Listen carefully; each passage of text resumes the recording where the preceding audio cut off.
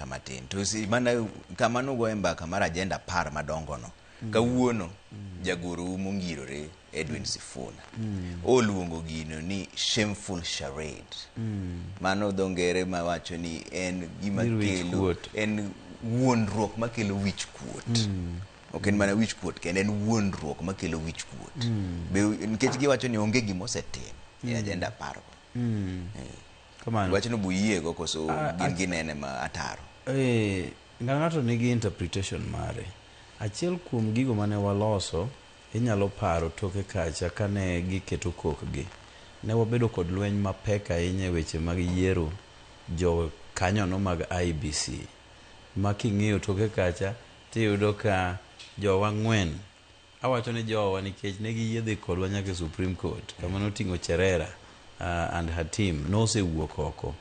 Ne wan kod ji adek mane pod odong' mane chalo Chebukati, Boya Molu gi Gulie ma pod nodong' tiyo kacha to gin term gin no expire. Joka were pushed out of the office. Koro kamano notimore to IBC nodong' makoro onge. Koro nodong' mana gi secretariat to commission ne onge. Tinyalo paro achiel kuom gik ma doho nong'adi e wach en ni commission e IBC ok secretariat. Emomiyo kata kano obedo ni ne nitiere kuonde mang'eny mane ji othoe kata lokruok moko nobede mag yiero ne ok nyal tim yiero gi secretariat.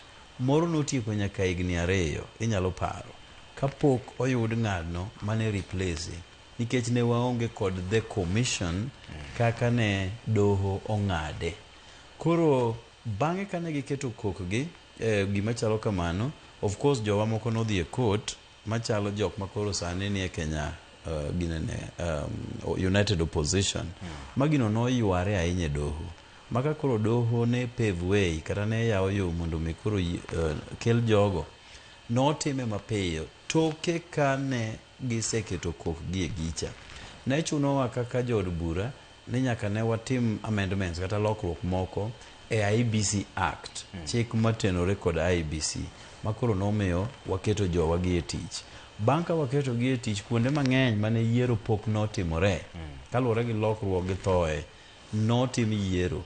Koro ok dang' awach ahinya ni on that onge gima nosetimore. Mar ariyo sama wawuoyo kodu ni achiel kuom gik mane gi identify ne gin gik machalo chulo fidia kata compensation mar joma nohinyore kata joma notho. Sani wasekete supplementary budget $2 billion midhi chul joka.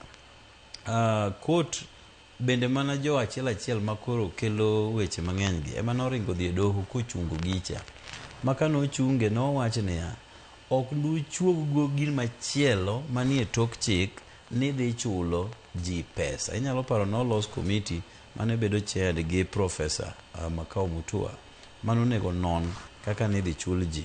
Doho nochungo mano mokoniya Kenya ka nitiere body mar sirkal miluongo ni Kenya National Human Rights Commission emonego tim mano. Achiel kuom gik mwaketo e wechewa mag supplementary budget kane wanono wa 2 billion ni pesa no dhi ne Kenya National Human Rights Commission mondo motim weche mag chudo. Nitiere weche mag mibadhi kuom ranyisi ne wakalo Ethics and Integrity Act mane wabedo kod amendments mang'eny makoro ne kelo weche mag teko ahinya e weche mag kedo kod mibadhi. Sama wuoyo kodi ni nyaka ne jakom ket koke gi William Ruto jo EACC oserecover 9.8 billion kuom jok manokawo pesa yo ma ok ni kare. Mago weche manostimore bang' toke ka giseketo kokgi. Nitiere gimoro ni e Kenya ka bende pod nitie matin ni exclusivity. Tiende ni iyudo ka sirkal kata ma wantie ni iyudo ka jodhok moko en onge nikech kamoro ne ogego ombulu yo makare weche mag shares mane Rigathi Gachagua keto wago ka. Koro bang'e no ineno ka giseketo kokgi to gichagi expand sirkal.